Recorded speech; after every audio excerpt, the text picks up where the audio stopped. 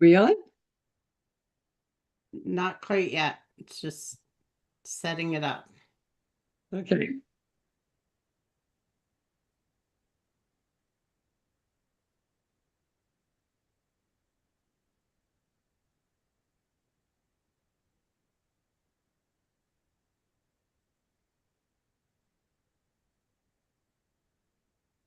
Not quite yet. It's just setting it up. Hello, everybody. Welcome back to the Daughters of the Moon. Today we are doing a live podcast with one of our favorites, Dr. Connie McReynolds. And she talks about the ADHD riddle and the narrative behind that. So she was with us previously on episode 104. So if you haven't had a chance to listen to that, please go ahead and do that. Hello, everybody. Welcome. And if you have seen it, also don't forget to tune into episode 270 because she's back on again with us. So we pre-recorded that one, so it should be a good interview, and we're excited to have you on. So welcome back. Oh, thank you for being inviting me back. It's good to be here. So I'm looking forward to today. Wonderful. So do you want to tell everybody a little bit about the ADHD riddle and the narrative, and then we'll hope that some people jump on and have some questions, then they can ask those. You know, I love talking about it. So, of course, I'll hop in here. So, I did write the book, Solving the ADHD Riddle, that's out on Amazon. And that was actually based on about 15 years of work in my clinics, to where I was able to initially uncover that there were these underlying root causes for a lot of the behaviors that we see in children, I'll say, and adults when it comes to attention, concentration, focus, memory, all of those typical things that drive behaviors and the behavioral interventions. And really, underneath that, it was kind of an interesting process for me because I didn't see that coming necessarily, but the stories were so consistent with the parents of the interventions not working, children not doing well in school, they're struggling, they're just, things, the stress and the trauma and the drama, all of that was just so consistent across so many of these families and these children's stories. And with using this assessment that I've been using for quite some time, I really uncovered this, what I thought was probably already out there, but it wasn't. These auditory and visual processing problems. And what that really is isn't about how people hear or how people see. This is literally about how the brain processes auditory and visual information. And what I started uncovering is that children are told to pay attention. Well, if you have an auditory processing problem, someone's talking to you, but you can't remember or even focus on what they're saying to you, telling them to pay attention probably isn't going to solve the problem. If they could, they would, because most of the time children are not interested in being in trouble. So they're really going to want to try and do whatever they're being asked to do by and large. And if they can't, then therein lies the difficulty. So there comes the problem. Because if they're not following through, people really pretty much, I don't care who you are, assume that it's because it's willful bad behavior, or they're just goofing off, or they're just awful words like lazy or just all these terrible words. The trouble is with all of that is what we're doing is naming a behavior that actually has a root cause that they have no control over. Right. If you don't have control over something, there's not a whole lot you can do about it. So that was really the foundation. And then everything has really kind of come from there.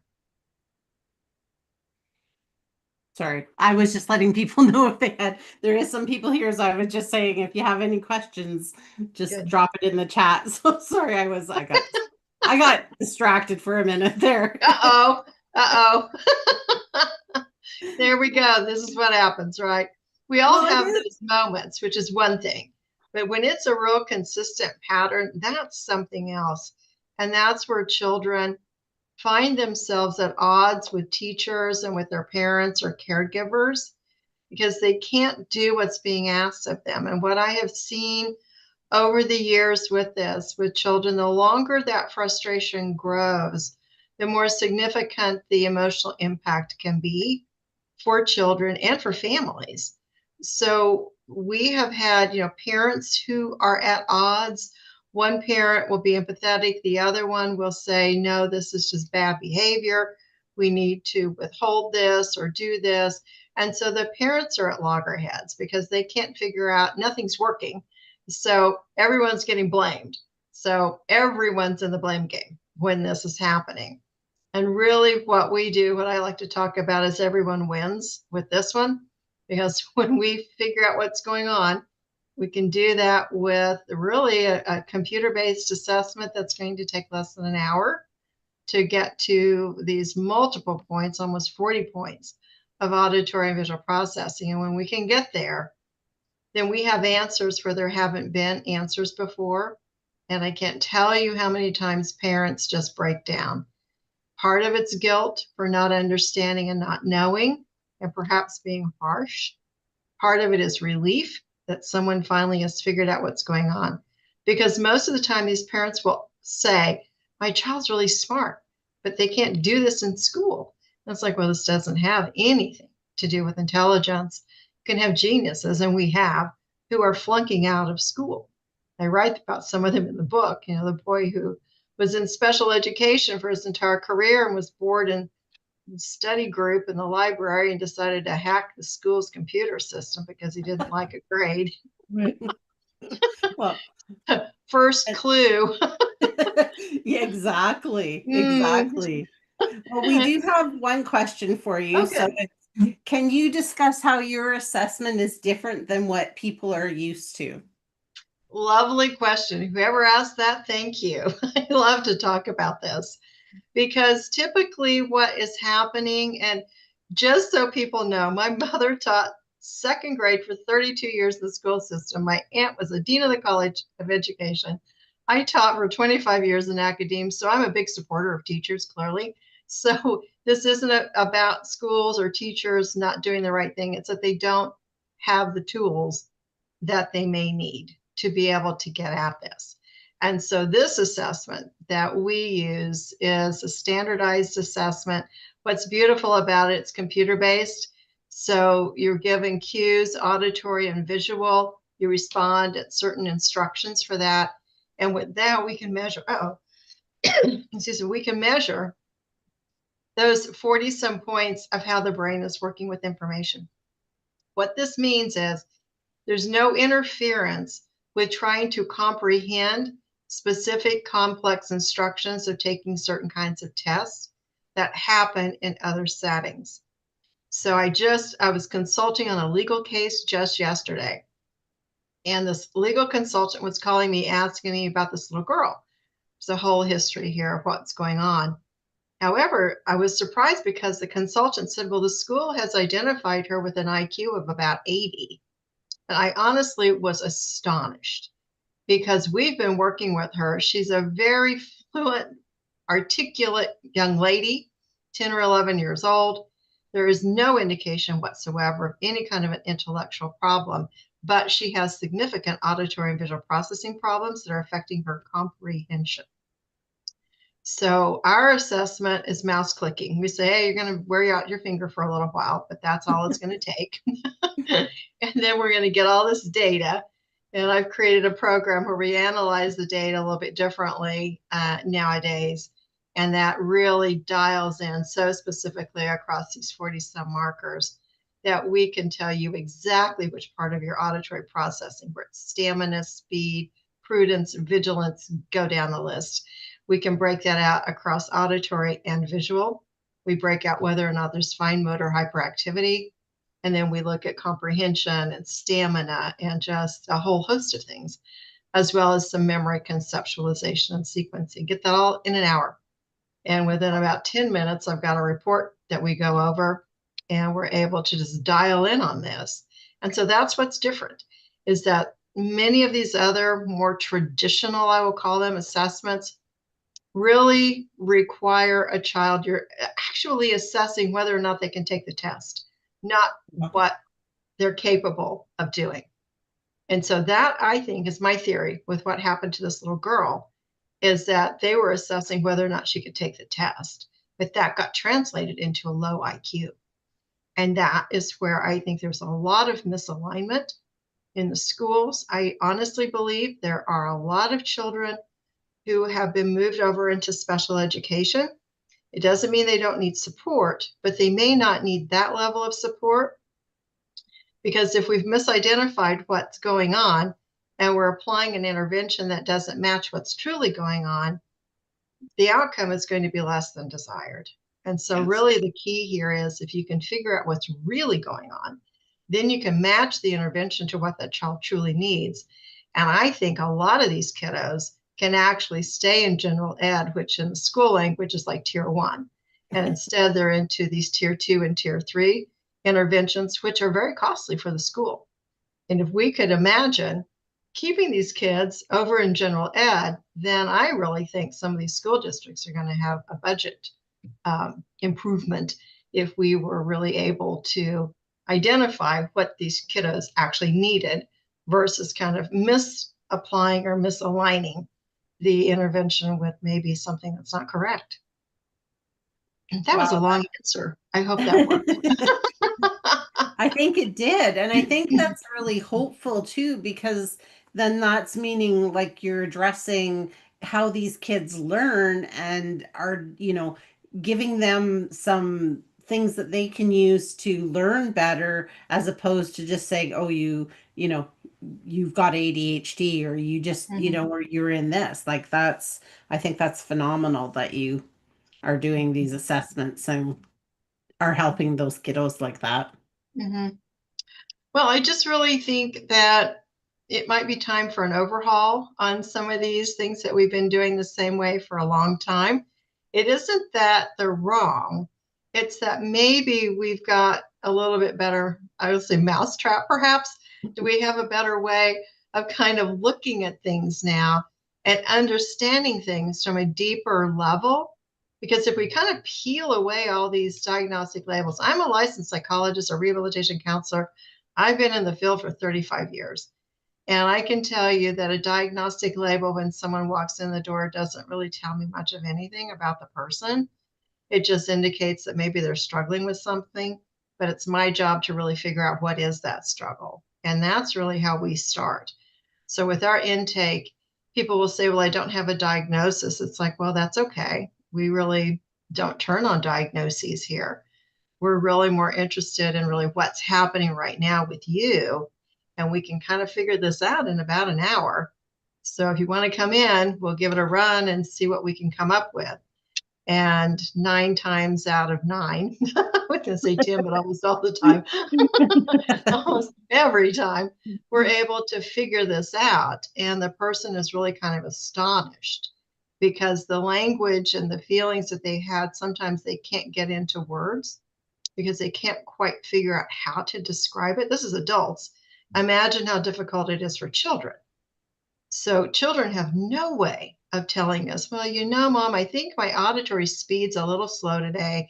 So could you slow it down a little bit because I'm not quite catching what you're saying? Who says that? No one does. But you're going to get behaviors. So it's the behaviors that for children are the clues. And if we can learn how to decipher those behaviors, I actually write about that in the book. It's like if we can pull back on the need to label something and instead pull apart the behaviors and look at what is the message that we need to decode from this, then we've got a starting point. Instead of just trying to wipe out the behavior, everything's going to be good when we wipe out the behavior. Well, not so much, because I've never seen a very successful wiping out of the behaviors happen. So we can use medications. It might dial it down a little bit. You can try behavioral interventions, but if I can't remember what you're telling me, that's not going to work very well. So where are we? Well, we're kind of stuck then where everyone is frustrated. And so why don't we just turn that around where everyone wins? And I call this the win-win-win-win-win solution. Everyone wins with this when we figure out what's really going on and then tackle those conditions. Yeah, no, it definitely is a win-win-win situation. It was taxes for truckers, and they said, thank you, and then have a question. So when you identify auditory or visual impairment specificities. Do you prescribe drugs or therapy? I don't do either one. So we, we have a different approach. So what we do is actually train the brain to get stronger in those areas. It's called biofeedback. It's what we do. So it's like a gym for your brain is what we call it. So we just say you're coming in, to the gym for your brain. So it's going to strengthen the muscles in your brain. And the cool thing about that is we're literally capitalizing on this long understood aspect of the brain, which is called neuroplasticity. And so neuroplasticity means our brain can learn continually. The good news for adults is it's not a downhill slide after age 30. Thank heavens. And that's not the case. So our brain can learn all the way through. As long as we're upright, we have the capability of learning. And so what we do is harness that. And we do that through a training program that's literally scientifically designed. Video games, they are low impact. I will tell you, they are not the stuff out on the market because we're not going to cause dopamine dumps in your brain from that. We're going to train your brain instead. And so it's kind of like anything. I mean, it's like learning how to ride a bicycle. You kind of have to get on it. But once you learn how to ride a bicycle, most of us 30 years later could get back on a bicycle and we're going to be okay because our brain still has that process. And I always joke, I said, that's why those bad habits are hard to break, is because they're hardwired in. So you're going to have to rewire that to get something new. But that's also the gift of it, which is through practice, we know we can change that. So we can change a bad habit into a good habit by employing the good habit, doing it long enough that it overrides the bad habit. And so literally the neuroscience behind that is these neurons and these synapses actually disengage when we get rid of a bad habit. So it actually disconnects. And then it connects in a new way when we build a new habit. And so that's really what we're doing, is just building these new brain habits that are more effective when we're doing these kind of tasks. And when we can figure out where those weaknesses are and train specifically to that, we get rid of all that trial and error that people struggle with in trying to figure out what's wrong with me. We do get rid of a lot of that negative language that children and even adults use about themselves. Like the boy I mentioned who hacked the computer, he did get kicked out of school. That's when his dad brought him to see me. It was like, oops. So we worked with him on that, but he was angry. And he was angry because I think there was a certain part of him that knew he was smart, but he couldn't get it out. So he couldn't demonstrate it, and no one believed him. And so there was a lot of that internal angst. And he didn't think, at some level, he didn't think he was smart. He thought bad things about himself. And when we do that too long, we all kind of know where that lands us. And my goal really is to help these kiddos not get there. Or if they are, let's get that turned around. And even in adults. So our youngest has been 3, our oldest has been 93. And those two used to meet in the hallway. And so here we go. I always kind of joke. I said, they both had one thing in common. They both had to learn how to use a mouse. Right. So we had to teach both of them that. But once they got it, they were good to go. So that's really why this is so important to me, and the work that we're doing is I think we can get a lot of things turned around here. So I hope I answered the question okay. Find a lot of them. Let me know. Need more. I find some of it's to do with they're bored too, because they are intelligent and now they're at a level they want to learn more, but they don't know how to face or ask you, like, what else can I do? So they play with their pencils or whatever the case may be, because they don't know how to approach the person that can help them. So yeah, I find boredom a lot with people that are hyperactive, ADHD, or whatever the case may be. Yeah, they just need somebody else to listen to them and say, hey, I can tell you this. Yeah, you can move up to that too and make it easier for you, right? Yes, absolutely. And so I think that boredom, that I always go back to, the elementary schools. Of course, I said I grew up in second grade because I taught it for 32 years as a classroom. And so that's where I spent a lot of my time, K through 12, was in the second grade. But, I think back on children who struggled. And even today, I think we see primarily boys struggling physically, and the girls tend to withdraw. And so part of what happens is we have almost kind of a gender disparity in kind of a weird way, in that the boys do get identified, but in a negative way. The girls don't get identified in a negative way. And so we've got this kind of problem that exists that I'm not sure we're really tuned into very well, because the boys, what we know is if they are bored or agitated, they physically will act out more, or if they are embarrassed because they're not catching something, they do not want their peers to think they are, guess what the word is? Stupid. Yes.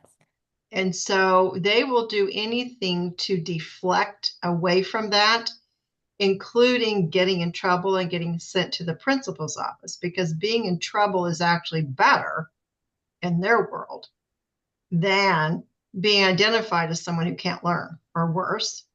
Right. The girls, the challenge with that is they withdraw, so they're quiet. And so they'll just get passed along in school these days. Oh, she's no trouble. She'll catch up. All these words that parents hear, and then they're in sixth grade and she can't read.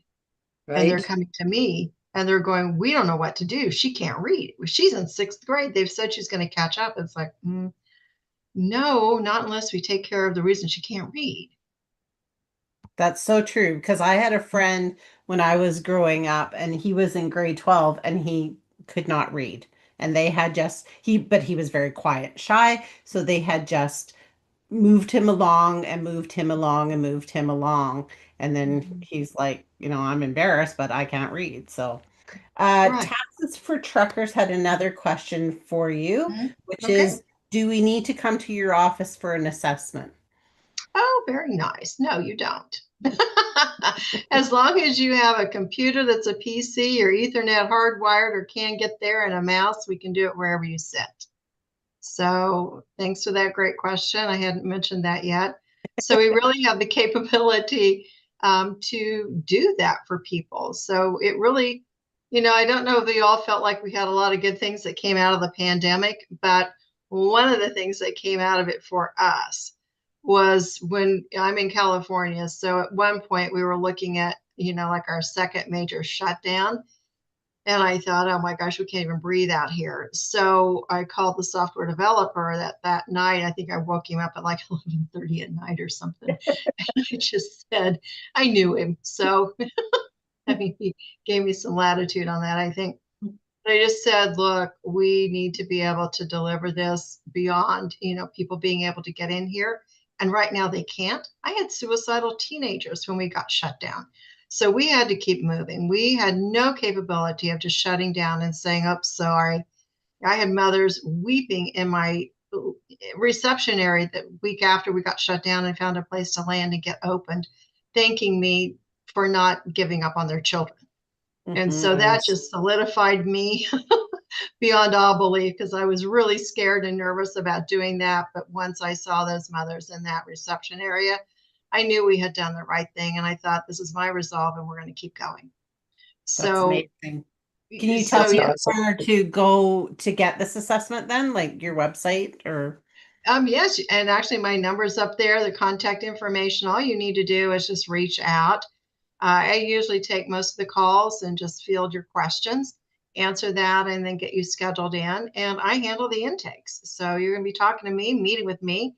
We may send you some documents ahead of time to fill out to kind of, prompt that along.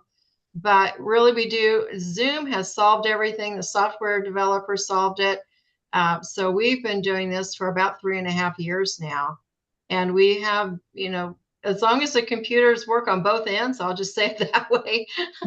As long as the tech's functional and internet service is consistent and, we have those pieces in place, we're able to deliver this wherever you sit. And I'm not diagnosing. I just want to be really clear about that, because I've never been big on diagnosis my entire career. I'm still not big on it. I'd rather just say, look, this is what's going on. You've got these processing challenges. Let's figure it out. And then if there's something we can do about it, why not? Because if we can kind of resolve this for you and you can go on and live a different life, wouldn't you want to? That's wonderful. So I would assume too, then it doesn't matter location wise where you live, if you're in California or the States or Canada or around the world, as long as you have that internet connection, you can do this. As long as it's a PC. Right now, we're not able to accommodate the Apple products. Sorry, Apple. But That's a change. yeah, it's kind of where we are. I'm sorry. But if you can borrow a laptop and, Black Fridays and whatever, usually you can get a laptop nowadays that isn't too expensive, if you don't have that. And then just the Ethernet cord. And the reason for the Ethernet is because, yes, Wi-Fi is great, but the challenge is when we're running Zoom and then we're running these high data collecting assessments, there's a lot of data that's kind of being transmitted back and forth. And the Wi-Fi can have little tiny glitches in it that can affect the collection of that data. And we want good data. So we want to know that, we've got the best data that we can for you, and then be able to deliver that to you so that you know what's going on. We answer the questions that maybe you've had for a long time about your child or even about yourself or a loved one. Right. Perfect. That's good. And I love that you're doing this and you're on this mission, because I think there's so many kids that get lost in this, and it's wonderful that you're doing this, that people can find a way to be able to know how to work with it. Mm-hmm. Right? Mm-hmm. Especially young children, adults, like you said, you've done all ages, so I think that's amazing. We have hit every decade up to 93. I have not worked with a centurion yet, but bring them on. Let's find one. Let's deal with it. We can go there. I know we can. And the other piece of this I really want people to know is that, yes, this typically is associated with the neurofeedback, which is the EEG biofeedback. But what I've also recognized is that so many parents have asked me for these 504 IEP accommodation letters. And it's finally struck me. It was kind of like that old V8 commercial. It's like, oh, I could have had a V8 kind of thing. It was like that struck me one day, which is, why don't I carve this out so that those who really need just this front end piece, we can do that for you. So we literally can go in and get this assessment, and then I can carve out even for workplace. I'm not sure if I really talked too much about this before, but I had a situation with a veteran, a woman who came to me almost 2 years ago. And so I have a contract with the VA local here. I do psychotherapy and I do neurofeedback for the VA for veterans. We treat a lot of trauma, but we treat a lot of things, within veterans. And she showed up and was having such a horrible time at her job. And she was in such a high level of distress. She was a single mom, 2 young girls, and she was on what's called her performance improvement plan, the second one. And that's generally when that's happening, it's because they're trying to document the exit strategy here. So we were pretty late in the game when she showed up. And the first session with her, it was really kind of hard to get a handle on what the distress truly was. The second time she came in, the next time it just hit me. It was like, oh my gosh.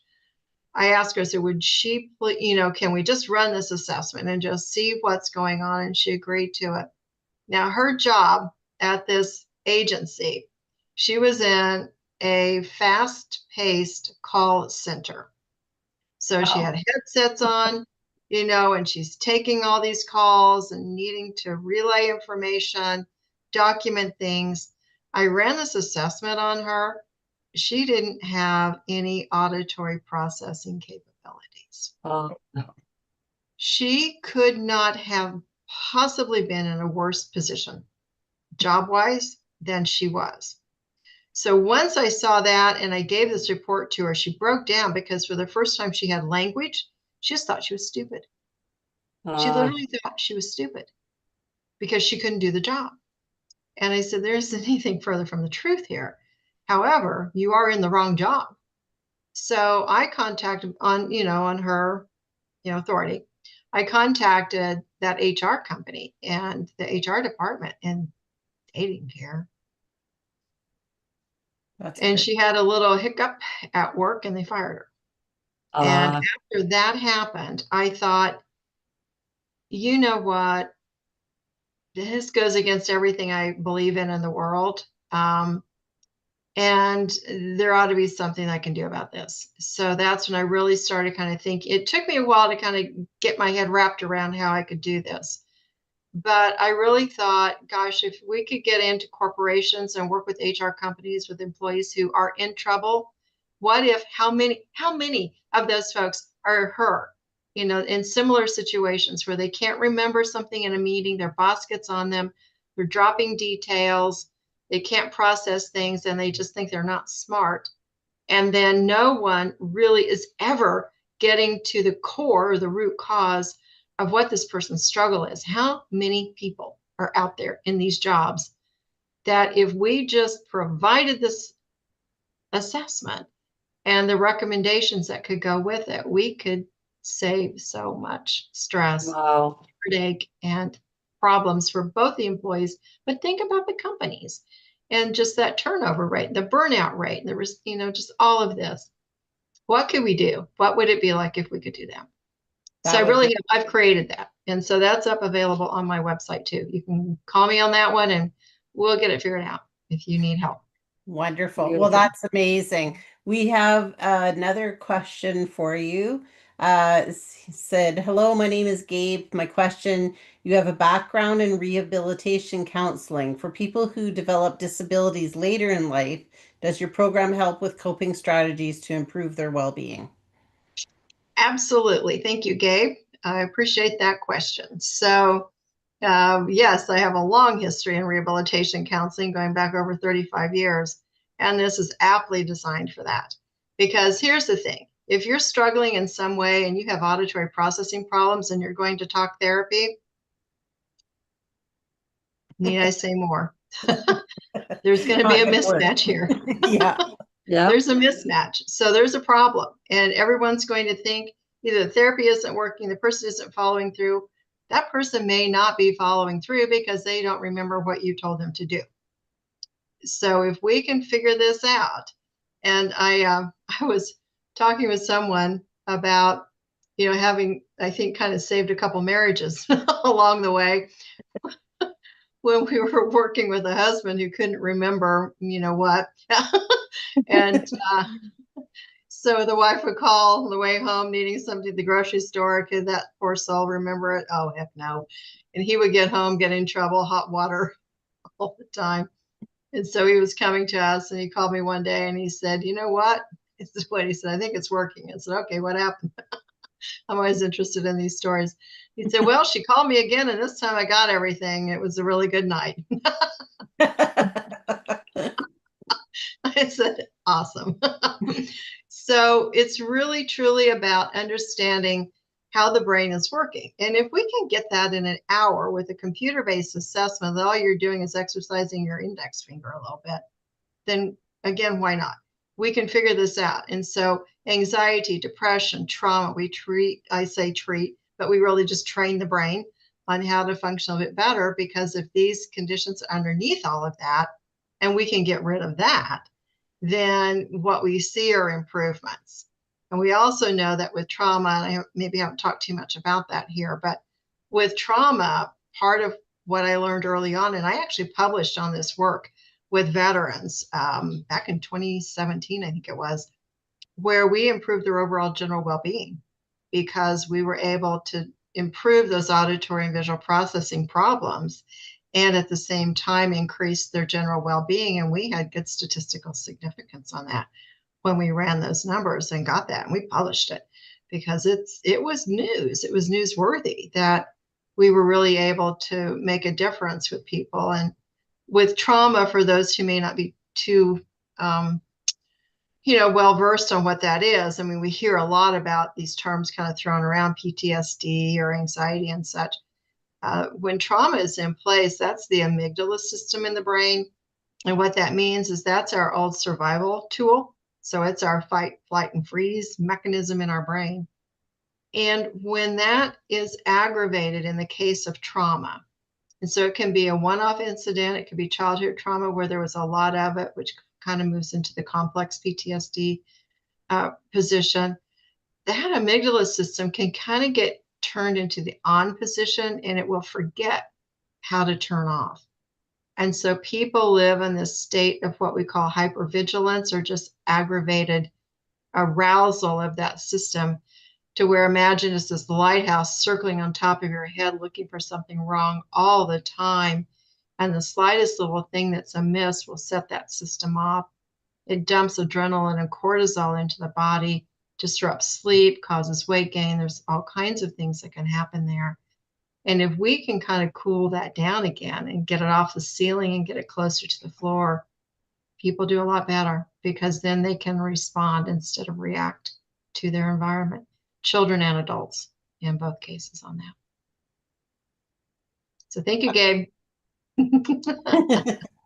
Yes, thank you everybody for your questions. This is great to have questions. A lot of times everybody's so shy and they don't say anything. So this is wonderful that we got some questions going here to answer, because I think this is such an important subject, and I love how you kind of go into these different areas with the trauma, and I love the HR, because I think that would be so, so important. Like I was just thinking, like even my own place of work, like how interesting would that be if these people did this, and then we know how they're learning and how they best, relate to people, so that you can relate to your coworkers better. What a relief for everybody. Like everybody would be at a better place because of it, right?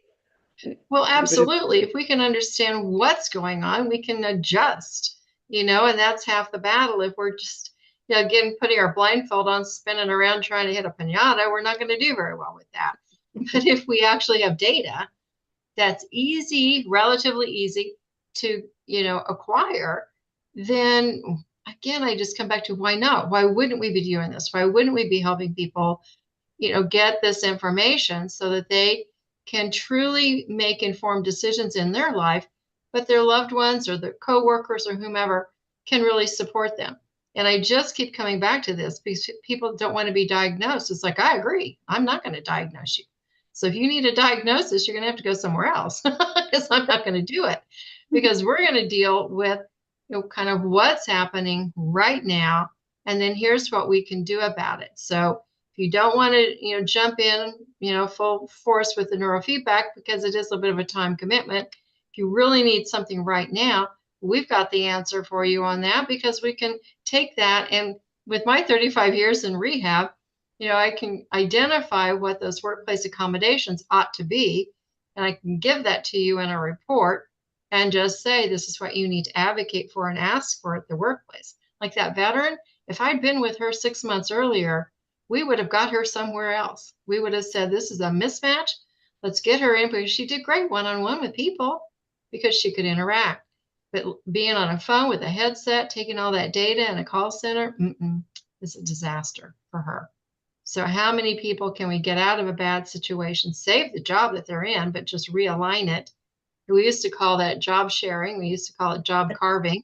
I don't know what we call it now, except maybe just accommodation, or, giving people what they need. So why not do that and just save everyone a lot of pain and agony and difficulty?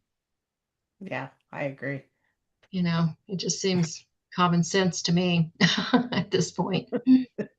Well, I think that's what I love about what you're saying, is because it is a lot of common sense, right? If we're meeting people where they're at, and we're learning how you learn and how you best relate to people, and can share that with, your employer or whomever, it makes it a whole lot easier. Share it with the teachers. The teachers know this is how these kiddos learn, right? Share it with your employer. This is how I learn. Like, don't come in and blab to me if that's not the best way that, maybe I need a text or an email or something so that I have it written down, right? Well, and if you think about couples, let's go back to that couple that the guy was always in trouble when he went home. The easy solution, once you would know what that is text him. Send him a text, don't call. Yes. So text. If you know that's the strength, then it's more visual versus the auditory, send a text. I guarantee you'll probably get everything that you need that night for dinner. Talk to him while he's driving. You're going to get ketchup instead of potatoes. I don't know what you're going to get, but it's not going to be what you need. So, that's really just kind of dial in, because if we can really understand what's going on, that's half the battle of just getting to where we need to be. Oh, it absolutely is. And I know after we did our first interview, and I think we had talked a little bit about our granddaughter, she'll love that I'm saying this again, but but we were talking because she's so like kind of scatterbrained a little bit, but that's the way her mind is. And so we were talking about like she'd always forget her keys or her this or her that. And I'm like, put everything in the same spot. As soon as you come home, hang your keys up where you hang it up. If you need to take something to work the next day, put it beside your keys because you'll probably remember it then. And it's been working for her. So, I was so appreciative of you saying that. I was happy to tell her afterwards, like, hey, try this, right? Well, because when we understand what people's strengths are, as well as those areas that we kind of need to, move away from, then we can adapt the environment. And really, that's the whole rehab story, is adapting the environment, not the person. So let's change up the environment in which the person's living in instead of trying to change the person all the time. Now, if you want to tackle this, we are changing brain patterns. So there's kind of two ways you can go about that. But the really quick one-off right away is, once we get this information, I can give you these tools and tips and suggestions that you can implement immediately to maybe make life a little bit easier. And then if you really want to get at the root cause of it, we've got a way to do that too. That's So wonderful. has this helped people get off of medications, or at least come down off of some medications that they're taking before this, to put them on a different level of understanding? Like, didn't want to get into the medical stuff so much with you, but I'm just wondering if that would help to take away from some meds from some people. Has that happened for you? Well, it has, because part of what happens is that people may be on the medications, but maybe they're having the side effects, or maybe they've stopped working. So I've been in the field long enough to know that those meds don't necessarily continue working forever. So people will have some good results with it. And then at some point, it just seems that for some folks, it doesn't work anymore, or parents and children complain about side effects, and so do the adults. And so that's oftentimes why people are finding me, is that they've gone down that road and they're still needing something different. And then when we can figure this out, a lot of those medications are meant for one thing and they're getting used for something else, which may or may not be okay or might be fine. But the bottom line is, if you're applying an intervention to the wrong condition, you're probably not going to get down the road to where you want to be. And so that's really where we come in, is let's figure out what the root cause of this is, and then we can take a look at this. And early on, I would say maybe 15 years ago, I had a teenage girl come in. We'd been working with her for a while, and she's like, I feel like I'm on speed. And that was my first clue. It was like, oh, okay. So I talked to mom and I said, you may want to talk to your physician, because she's been doing the neurofeedback and she's talking about kind of this over response to the medication at this point. So you may either need to dial it down or titrate her off, but that's not my call, because I'm a psychologist, not a medical doctor or a psychiatrist. So sure enough, they went and talked to the doctor, and she was eventually able to get off of that. And that was one of the first cases that we had. And I thought, okay, I think we're onto something here too, which is, and I will tell people, if they come in, it's like, oh, I think I'm on speed. It's like, you go talk to your doctor. Let them know you've been doing neurofeedback and that you need to really revisit either the dosage, the frequency, or the medication total. Beautiful. Love to hear that. Yeah. Yeah, I do too. I just think your program should be everywhere. I think so too. I do, because I think it would help so many people out, right? Yeah. That struggle, or think that they're not smart enough, or they're when it's not even that, it's just about, this is how I process things better than that way. And Even to help you Yeah, even to help you slow down because I go, go, go, go, go. And sometimes it's like anything to slow me down would be nice sometimes. So I imagine some other people too that would be like, "Whoa, what a relief to know that I can just sit and do something and really absorb, what's in front of me and feel very content with that." Like what a wonderful feeling for a person. Mhm. Well, Yeah. it really is. And if we can figure out kind of what that is, then there are ways to either work around it or tackle it. And that, people have options on that, which I think is really important. Well, do you want to Nice. give me your website and I'll throw that in the chat here? Sure. It's my name, so it's www.conniemcreynolds.com. It's the website.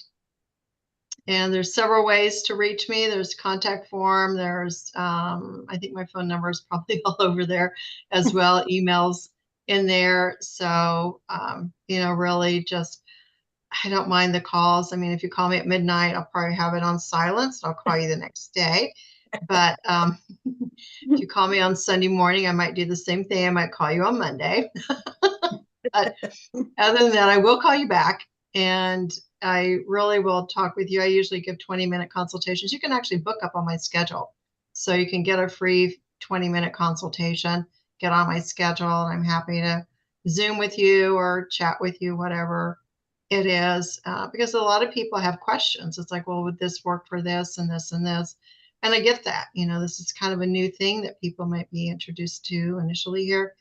And I'm happy to answer questions and just see if this looks like it could be a good fit for a person. And if we can help, we want to. That's wonderful.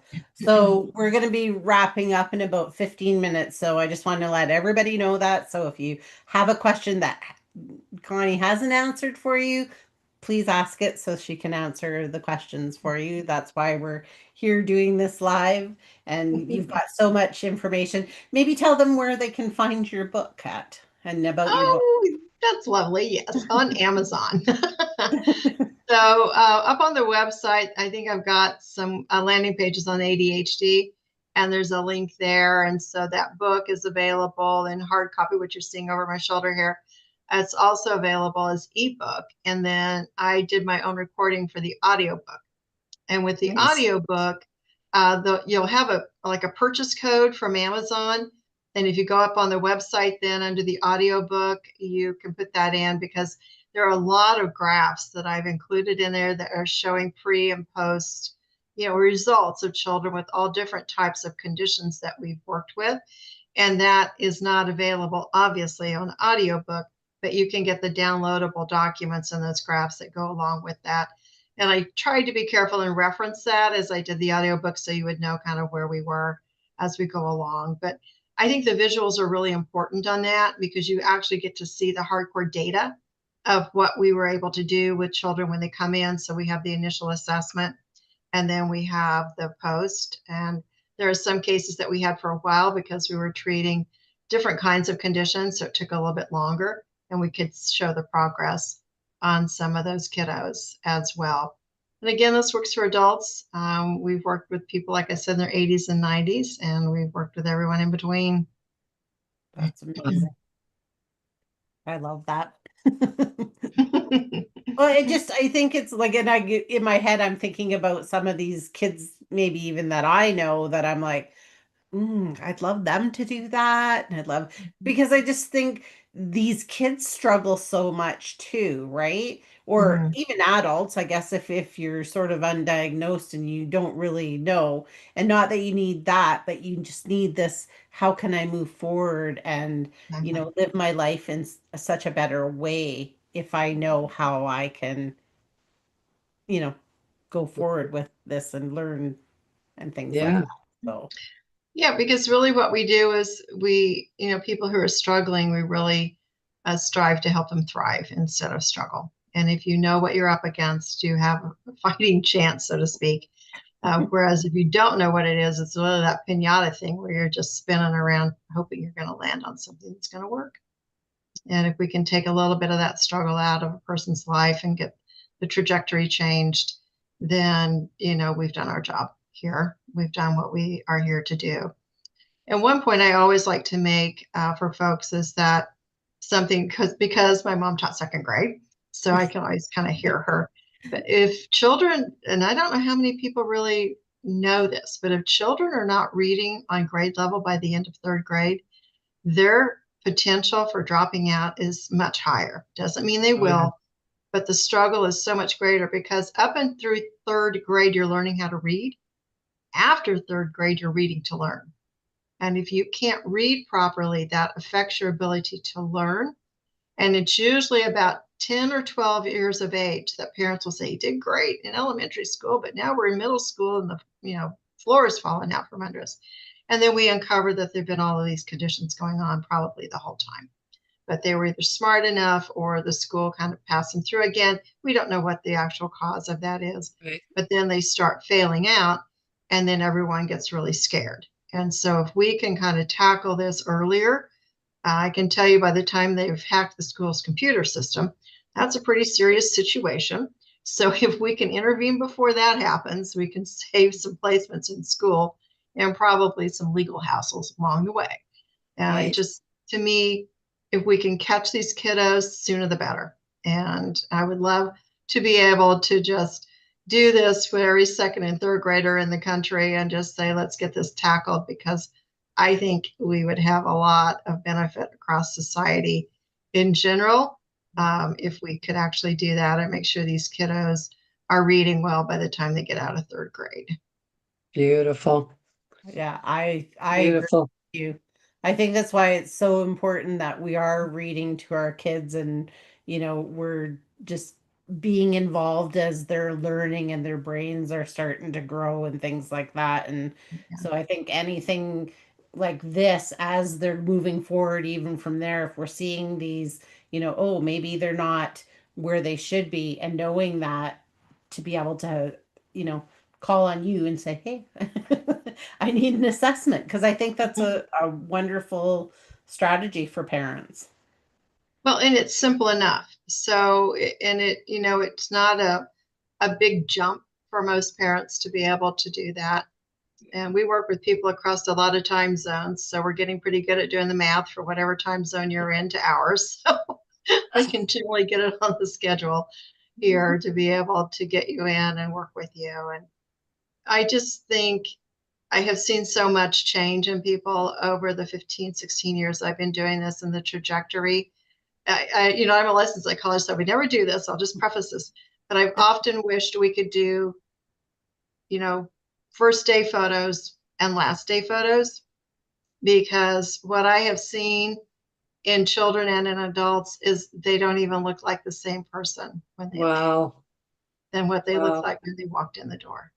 Could it be like they're saying like somebody's actually listening to me now, actually listening and trying to understand me? So it'd be good for not just the student, but also for the parents and families around them, you know. Yes. And I Yeah. remember one teenage girl, her uncle worked for me, and he came to me one day and said, we're really worried about my niece. And she's like 16 or something, but she just doesn't engage. She doesn't really answer questions. You look at her, just kind of, she just is kind of non-responsive and kind of getting passed through school, which is kind of what we were talking about before. So they brought her in and we assessed her, and she didn't have auditory or visual processing.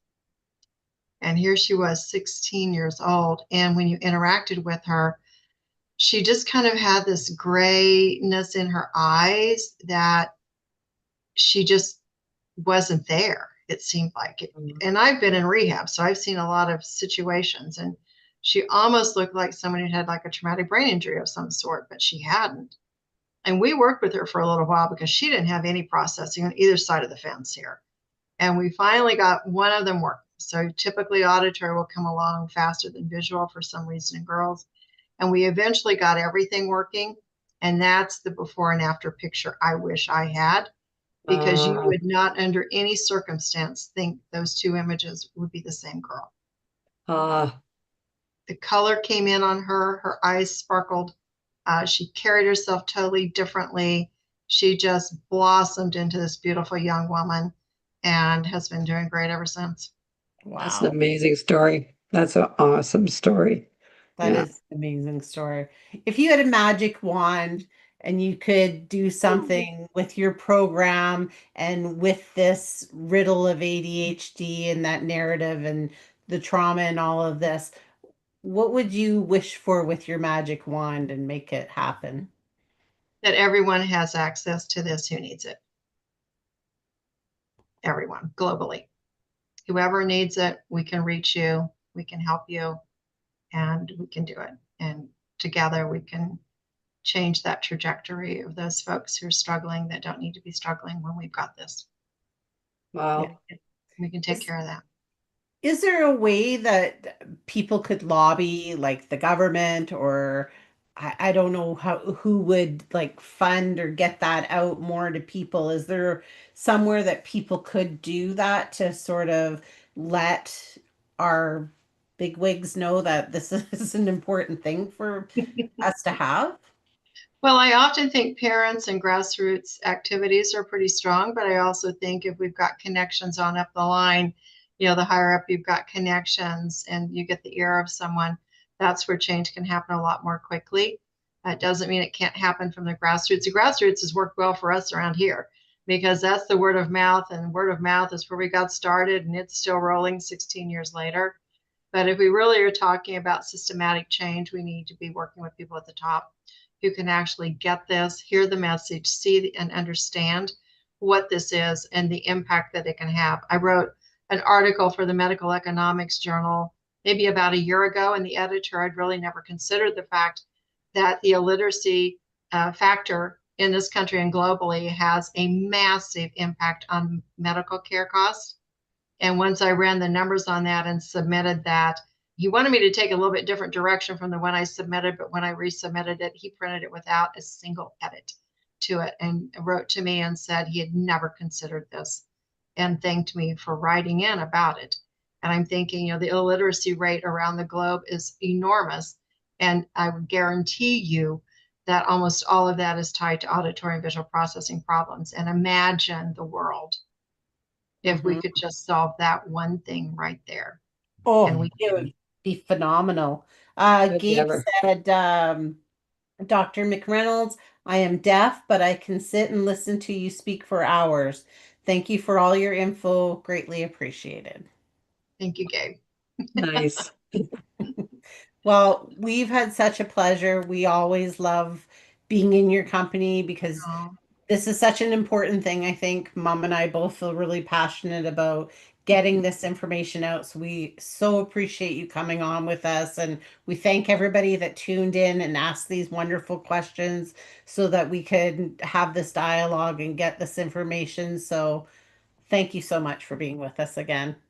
thank you for Thanks, having Connie. me. Such a joy to be here and just share this information. And you're such a wonderful host. So thank you so much Well, for thank inviting me back. you. We'd have you anytime because like we say, like this is an important subject. And I think the more that you do, the more that you learn. And I think this again, this is just important information to get out. So Very Thank you. important. yeah. Yeah. So thank you so much. Thank you. And everybody else, thank you for joining us. Again, thanks for asking the questions.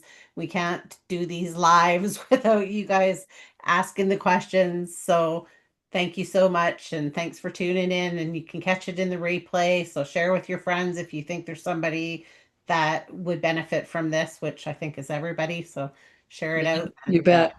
thank you, Yeah. everyone. Thank Thank you. you.